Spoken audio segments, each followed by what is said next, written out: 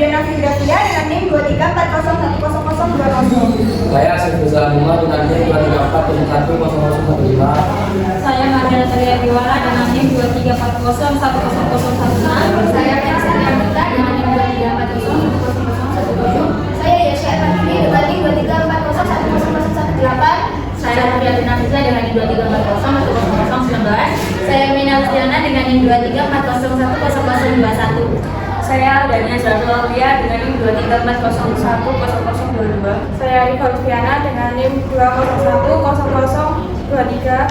Saya Rizky Luciana dengan NIM 2340101014. Saya Berbesio dengan NIM 23401025. Saya Rizky Hasanah dengan NIM 23401026. Saya Junar Katika dengan NIM 2340101027. Saya Nadira Nuraini dengan NIM 2340101028. Selamat menyaksikan. Di sini kami akan menjelaskan tentang materi angka lempeng total bakteri.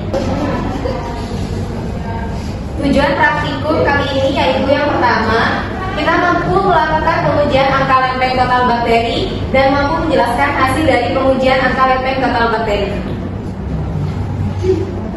Dasar teori. Angka lempeng total bakteri adalah jumlah koloni bakteri aerob mesofil yang terdapat dalam tiap gram ataupun mili sampel uji.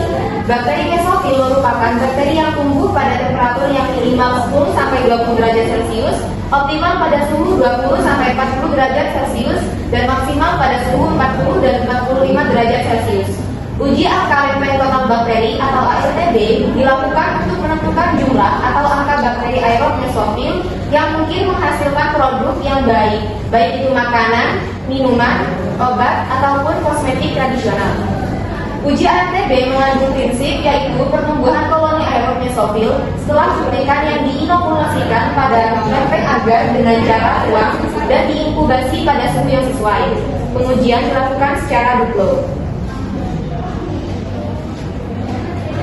Setelah diinkubasi, dipilih calon tempe dari satu pengenceran yang menunjukkan jumlah koloni antara 30 sampai 300 koloni. Angka lempeng total untuk gram atau 1 mili sampel dihitung dengan mengalihkan jumlah rata-rata koloni pada cawan dengan faktor pengenceran. ALTB dihitung dari Petri dengan jumlah koloni representatif. Jika tidak terdapat jumlah koloni representatif, ALTB merupakan perakiraan dari pengenceran tertinggi. Ketika nilai ALTB suatu produk makanan atau minuman memenuhi standar yang dipakai Acuan Standar Nasional Indonesia atau SNI dan SK Dirjen POM nomor 232 tahun 2019 yaitu standar BPOM kurang dari 5 kali 10 pangkat 5 koloni per gram. Bila melebihi standar tersebut, maka produk tersebut tidak memenuhi syarat. Di sini merupakan hasil dari perhitungan ALTB. Pada pengenceran yang pertama, setelah 24 jam didapatkan 8 koloni, setelah 48 jam 22 koloni. Pada pengenceran kedua didapatkan 13 koloni dan pada 48 jam terdapat 80 koloni. Pada pengenceran yang ketiga didapatkan pada 24 jam 16 koloni dan 48 jam 141 koloni. Pada pengenceran keempat didapatkan setelah 24 jam 67 koloni, setelah 48 jam 150 koloni. Pada pengenceran yang kelima di 24 jam didapatkan 98 koloni dan setelah 48 jam didapatkan 350 koloni. Berikut merupakan hasil perhitungan. Pada pengenceran pertama yang 24 jam didapatkan jumlah total koloninya yaitu 80, pengenceran kedua 1.300, yang ketiga 16.000, yang keempat 670.000, dan yang kelima 9.800.000. Setelah 48 jam didapatkan pengenceran pertama yaitu 220, pada pengenceran kedua 100, pada pengenceran ketiga 14.100, pada pengenceran keempat 1.500.000 dan pada pengenceran kelima 35 juta. Selanjutnya pembahasan. Angka lempeng total bakteri adalah metode kuantitatif yang digunakan untuk mengetahui jumlah mikroba yang ada pada suatu sampel uji angka lempeng. Uji angka lempeng total ini menggunakan media padat dengan hasil akhir berupa koloni yang dapat diamati secara visual berupa angka dalam koloni. Cara yang digunakan untuk uji ini antara lain dengan cara tuang, cara tetes, dan cara sebar. Untuk memenuhi persyaratan statistik cawan yang dipilih untuk perhitungan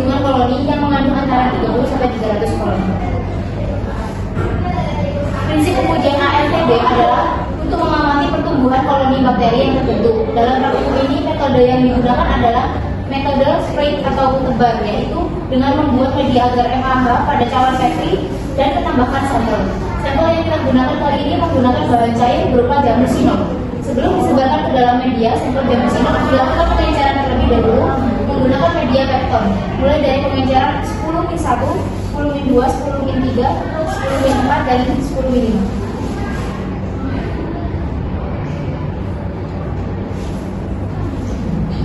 Selanjutnya, pengenceran itu dilakukan dengan menambahkan media pepton ke dalam vial sebanyak 9 ml. Kemudian ditambahkan masing-masing pengenceran dari sampel jamur sebanyak 1 ml. Setelah campuran media pepton dengan pengenceran masing-masing sampai dilakukan inkubasi selama 24 jam dan 48 jam di suhu 32,5 derajat celcius.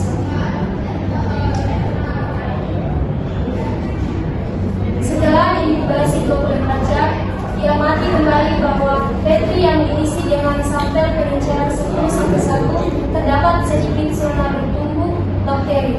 10-2 zona bakterinya lebih sedikit dari 10-1, 10-3 terdapat zona bakteri yang banyak hampir lebih setengah Petri, namun bentuk lebar dan tidak berbentuk segitiga.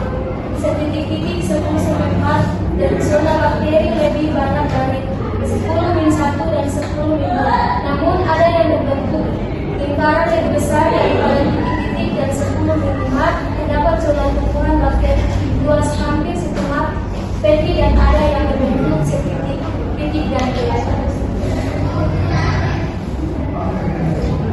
Berikut merupakan hasil dari setelah 24 jam diinkubasikan.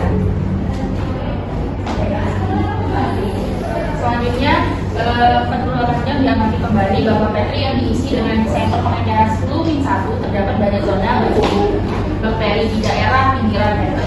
Dan di daerah tengah terdapat beberapa titik-titik zona bakteri 10 min 2. Zona bakterinya sedikit bertambah dari sebelumnya. 10 min 3 terdapat zona bakteri yang banyak hampir menipis Petri dan melebar dan tidak berbentuk sedikit.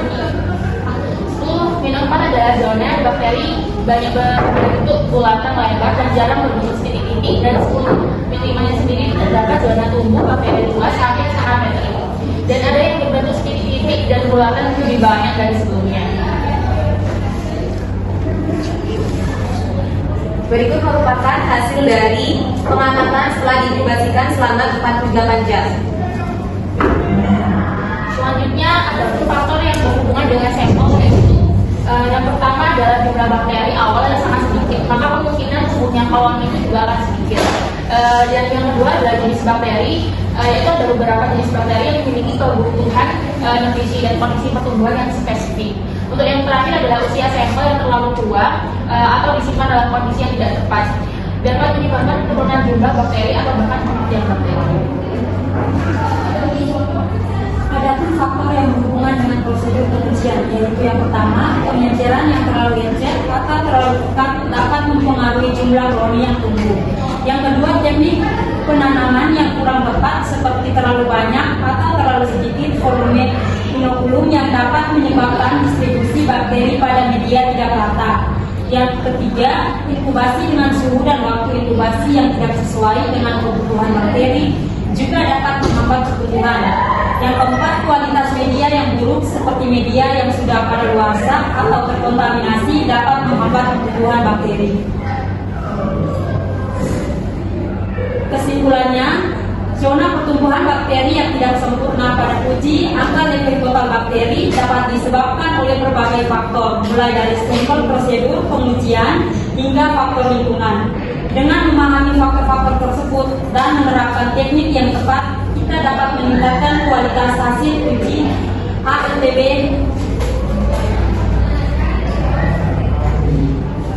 Berikut merupakan dokumentasi selama praktikum dilaksanakan. Sekian presentasi dari kami. Terima kasih. Mungkin cukup itu presentasi dari kelompok kami. Wassalamualaikum Waalaikumsalam.